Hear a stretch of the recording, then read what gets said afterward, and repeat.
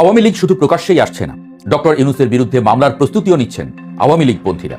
গুনে গুনে 4টি অপরাধের কারণে অধ্যাপক ডক্টর মোহাম্মদ ইউনূস সহ তার নেতৃত্বাধীন সরকারে যারা উপদেষ্টা ছিলেন তাদের বিরুদ্ধে মামলা করার ঘোষণা দিয়েছেন ঢাকা বিশ্ববিদ্যালয়ের আইন বিভাগের অধ্যাপক শেখ হাফিজুর রহমান কার্জন। ডক্টর মোহাম্মদ ইউনূসের বিরুদ্ধে রাষ্ট্রদ্রোহের অভিযোগ এনে মামলা করার ঘোষণা দিয়েছেন বাংলাদেশ মুসলিম লীগের সভাপতি ও সুপ্রিম কোর্টের সিনিয়র আইনজীবী মহসিন রশিদ। তিনি বলেন, ডক্টর মোহাম্মদ ইউনূসের কর্মকাণ্ড শুধু সংবিধান লঙ্ঘনের মধ্যে সীমাবদ্ধ নয়, বরং তার রাষ্ট্রদ্রোহের পর্যায়ে পড়ে। বর্তমানে সরকার পদক্ষেপ না নিলে তিনি নিজে আইনগত ব্যবস্থা নেবেন বলে ঘোষণা দিয়েছেন। আসসালামু আলাইকুম প্রিয় শ্রোতা বন্ধুরা, যে যেখান থেকে দেখছেন, যে যেখান থেকে শুনছেন, সকলকে জানাচ্ছি আন্তরিক শুভেচ্ছা এবং অভিনন্দন।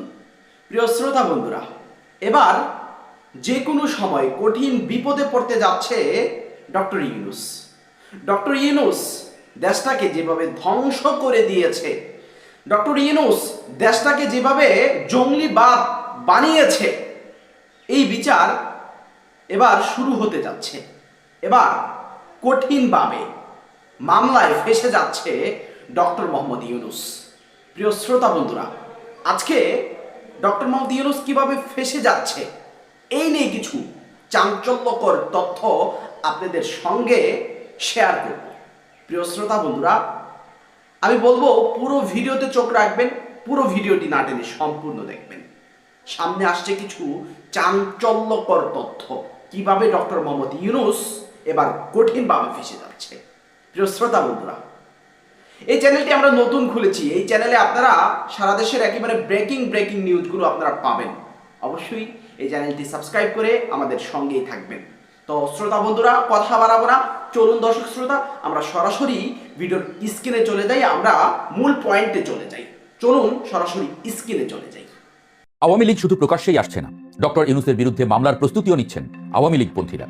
গুনে গুনে 4টি অপরাধের কারণে অধ্যাপক ডক্টর মোহাম্মদ ইউনূস সহ তার নেতৃত্বাধীন সরকারে যারা উপদেষ্টা ছিলেন তাদের বিরুদ্ধে মামলা করার ঘোষণা দিয়েছেন ঢাকা বিশ্ববিদ্যালয়ের আইন বিভাগের অধ্যাপক শেখ হাফিজুর রহমান কার্জন।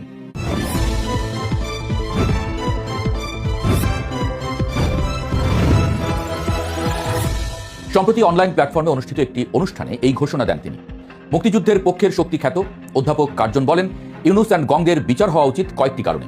একটি সংবিধান লঙ্ঘন, আরেকটি রাষ্ট্রীয় সার্বভৌমত্ব বিপন্ন করায়, এবং ডক্টর ইউনূস ইউএস এর সঙ্গে যেসব চুক্তি করেছে সেসব চ্যালেঞ্জ করে আরেকটি মামলা করা যেতে পারে। তিনি বলেন, আরেকটি মামলা আমি করব, সেটা হলো জাতির পিতা বঙ্গবন্ধু শেখ মুজিবুর রহমানের 32 নম্বরের বাড়ি ভাঙচুর নিয়ে। সেখানে যে দুষ্প্রাপ্য ডকুমেন্ট ছিল, যে সমস্ত এভিডেন্স ছিল, সেটি দেশি বিদেশি কার ইন্ধনে বারবার ভাঙা হলো, এবং অন্তর্বর্তী সরকারের কারা ভেতর থেকে এটা হতে দিলেন, সেখানে পুলিশ সেনাবাহিনী কেন গেল না, সেটা নিয়ে একটা মামলা করব। 1.5 বছরে 133টি অধ্যাদেশ জারি করা হয়েছে উল্লেখ করে কার্জন বলেন, গত 18 মাসে 133টি অধ্যাদেশ জারি করা হয়েছে, যা অস্বাভাবিক বিষয়। এই সংক্রান্ত বিবিসির একটি প্রতিবেদনের কথা উল্লেখ করে তিনি বলেন, 133টি অধ্যাদেশের মধ্যে 132টি অধ্যাদেশই অনিশ্চয়তার মধ্যে পড়েছে। ঢাকা বিশ্ববিদ্যালয়ের প্রভাবশালী কোনো শিক্ষক যখন এমন হুঁশিয়ারি দেন, তখন বিষয়টি আর কম গুরুত্বপূর্ণ থাকে না। বিশেষ করে বিএনপি সরকারের মধ্যেও ইউনূস সরকার নিয়ে বেশ বিব্রত বোধ খেয়াল করা যাচ্ছে। প্রধান প্রসিকিউটর পদ থেকে বাদ দেওয়া হয়েছে তাজুল ইসলামকে, আওয়ামী লীগের রাষ্ট্রপতিকে নিজের করে নেয়া, কিংবা বাংলাদেশ ব্যাংকের গভর্নর পদ থেকে ইউনূসের নিয়োগকৃত ডক্টর আহসান এইচ মনসুরকে বিদায় করে দেওয়া, সবকিছুই যে একই সূত্রে গাঁথা সেটা পরিষ্কার। এই সুযোগে ডক্টর ইউনূসের প্রতি ক্ষোভ রাগটা ক্যাশ করে নিতে নতুন উদ্যমে মাঠে নেমেছে যেন আওয়ামী লীগ। প্রশ্ন হলো, সত্যিই কি ডক্টর ইউনূসকে মামলায় ফাঁসানো যাবে? কিংবা ইউনূস কি এমন কিছু করে গেছেন যার ফলে তাকে দেশদ্রোহী আখ্যা দিয়ে জেলে ভরে দেওয়া যাবে? দেশকে কেমন শাসন করেছেন আসলে ভদ্রলোক? বিশ্লেষণ কি বলে দেখা যাক। ডক্টর ইউনূস যখন অন্তর্বর্তীকালীন সরকারের দায়িত্ব নেন, তখন দেশের মানুষের প্রত্যাশা ছিল পাহাড় সম। ছাত্র জনতার গণ অভ্যুত্থানের পর একজন নোবেল জয়ীকে ত্রাণকর্তা হিসেবে দেখেছিল সবাই। কিন্তু গত 18 মাসের শাসনকালের ময়না তদন্ত করতে গেলে দেখা যায় চিত্রটা বেশ হতাশাজনক। দেশ পরিচালনার ক্ষেত্রে ইউনূসের নিজের একচ্ছত্র আধিপত্য এবং স্বেচ্ছাচারিতার অভিযোগ এখন প্রবল। খোদ রাষ্ট্রপতি মোহাম্মদ শাহাবুদ্দিন সম্প্রতি একান্ত সাক্ষাৎকারে বোমা ফাটিয়েছেন। তিনি জানিয়েছেন, ডক্টর ইউনূস দেশে ফেরার পর বিমানবন্দরে বসেই 3 বাহিনীর প্রধানদের সঙ্গে বসে নিজের ইচ্ছে মতো উপদেষ্টাদের খসড়া তালিকায় কাটছাঁট করেছিলেন। নিজের পছন্দের এনজিও কর্মীদের ঢুকিয়েছিলেন সেই তালিকায় এবং বাদ দিয়েছিলেন অনেককে। শুধু তাই নয়, ইউনূস সরকারের পুরোটার সময় বঙ্গভবনে রাষ্ট্রপতি এক প্রকার অদৃশ্য কারাগারে বন্দী ছিলেন বলেও অভিযোগ রয়েছে। অর্থাৎ শুরু থেকেই রাষ্ট্রের সর্বোচ্চ পর্যায়কে পাশ কাটিয়ে নিজের বলয় তৈরি করে ক্ষমতা কুক্ষিগত করেছিলেন ডক্টর ইউনূস। সবচেয়ে বড় প্রশ্ন উঠেছে মানবাধিকার এবং আইনশৃঙ্খলা পরিস্থিতি নিয়ে। যে ছাত্র জনতার রক্তের উপর দিয়ে এই সরকার ক্ষমতায় এসেছিল, সেই মানুষের জীবনের নিরাপত্তাই তারা দিতে পারেননি। বিশ্লেষকদের মতে গত 1.5 বছরে দেশে মবক্রেসি বা উন্মত্ত জনতার শাসন কায়েম হয়েছিল। মানবাধিকার সংস্থাগুলোর হিসাব অনুযায়ী স্রেফ মব ভায়োলেন্স বা গণপিটুনিতে 3 শতাধিক মানুষের মৃত্যু হয়েছে। প্রকাশ্য দিবালোকে মানুষকে পুড়িয়ে মারা, ধর্ম অবমাননার ধোঁয়া তুলে পিটিয়ে হত্যার মতো বিভৎস ঘটনাগুলো ইউনূস সরকারের মানবাধিকারের চরম ব্যর্থতার দলিল হয়ে আছে। ইনক্লুসিভ বা অন্তর্ভুক্তিমূলক বাংলাদেশের স্বপ্ন দেখিয়ে উল্টো দেশকে চরমভাবে বিভক্ত করার অভিযোগ উঠেছে। আওয়ামী লীগকে রাজনৈতিকভাবে নিশ্চিহ্ন করতে ডেভিল হান্ট বা দানব নিধনের নামে তৃণমূলের লাখ লাখ নেতাকর্মীকে ঢালাওভাবে জেলে ভরে রাখার মতো ঘটনা ঘটেছে। জামিন পাওয়ার মতো মৌলিক মানবাধিকার থেকেও তাদের বঞ্চিত করা হয়েছিল, যা খোদ জাতিসংঘের চোখেও মানবতা বিরোধী অপরাধ। ডক্টর ইউনূসকে বলা হতো গ্লোবাল প্লেয়ার বা আন্তর্জাতিক খেলোয়াড়। তার বৈশ্বিক ভাবমূর্তির কারণে অনেকেই ভেবেছিলেন আন্তর্জাতিক কূটনীতিতে বাংলাদেশ এবার বাজিমাত করবে, কিন্তু বাস্তবে দেখা গেছে তার উল্টো চিত্র। 1.5 বছরে কূটনৈতিক স্থবিরতা চরমে পৌঁছেছে। প্রতিবেশী ভারতের সঙ্গে সম্পর্ক তলানিতে গিয়ে ঠেকলেও আমদানি নির্ভরতা ভারতের সঙ্গে কমানো যায়নি, উল্টো কথার বানে সম্পর্ক আরও বিষিয়ে তোলা হয়েছে। ভিসা জটিলতায় পড়ে সাধারণ মানুষ এবং শিক্ষার্থীরা চরম ভোগান্তির শিকার হয়েছেন। এমনকি পশ্চিমা দেশগুলোও বাংলাদেশিদের জন্য ভিসা প্রক্রিয়া কঠিন করে দিয়েছে। সবচেয়ে বড় ব্যর্থতা এসেছে রোহিঙ্গা ইস্যুতে। কথা ছিল রোহিঙ্গারা নিজ দেশে ফিরে যাবেন, কিন্তু উল্টো নতুন করে আরও 1,2 রোহিঙ্গা দেশে ঢুকে পড়েছে।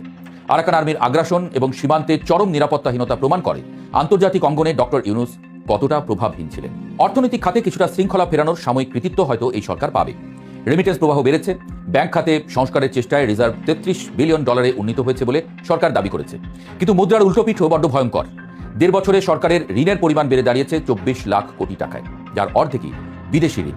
দৃশ্যমান কোনো উন্নয়ন না করেই মাত্র 1 বছরে 2.5 লাখ কোটি টাকার ঋণ কেন নেওয়া হলো, সেই প্রশ্ন এখন বড় হয়ে দেখা দিয়েছে। দেশে বিদেশি বিনিয়োগ তলানিতে এসে ঠেকেছে। বেকারত্ব বেড়েছে জ্যামিতিক হারে। শিল্প কারখানার বেহাল দশা এবং গ্যাস ও বিদ্যুতের তীব্র সংকট সাধারণ মানুষের নাভিশ্বাস তুলে দিয়েছে। যে বিষয়গুলো ডক্টর ইউনূসকে সবচেয়ে বেশি আইনি ঝুঁকিতে ফেলতে পারে তা হলো দুর্নীতির চাঞ্চল্যকর সব অভিযোগ।